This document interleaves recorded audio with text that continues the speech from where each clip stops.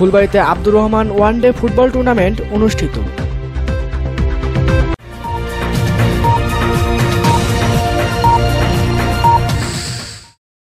আসসালামু আলাইকুম। এমকে টেলিভিশনের খেলার সংবাদে আপনাদের আন্তরিক শুভেচ্ছা জানাচ্ছি আমি ইফতেখার।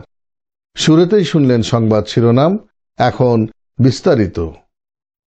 দিনাজপুরের ফুলবাড়ীতে Abdur Rahman one day football tournament অনুষ্ঠিত হয়েছে।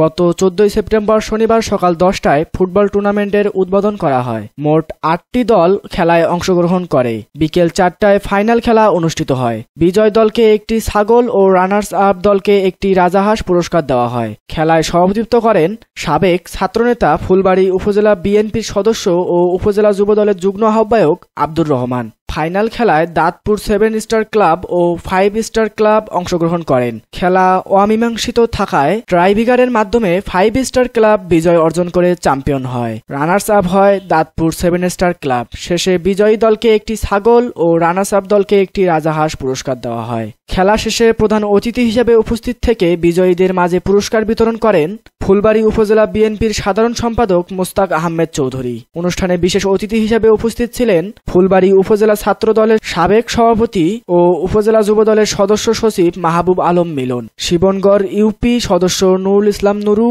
মহিলা ইউপি সদস্য মঞ্জু আরা বিউটি।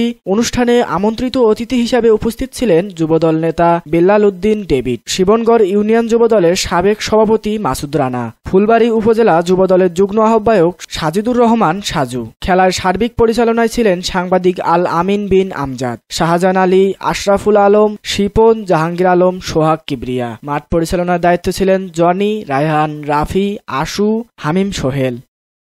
নাহিদ হাসান, ক্রিয়া ডেস্ক, এমকে টেলিভিশন। খেলার সংবাদ।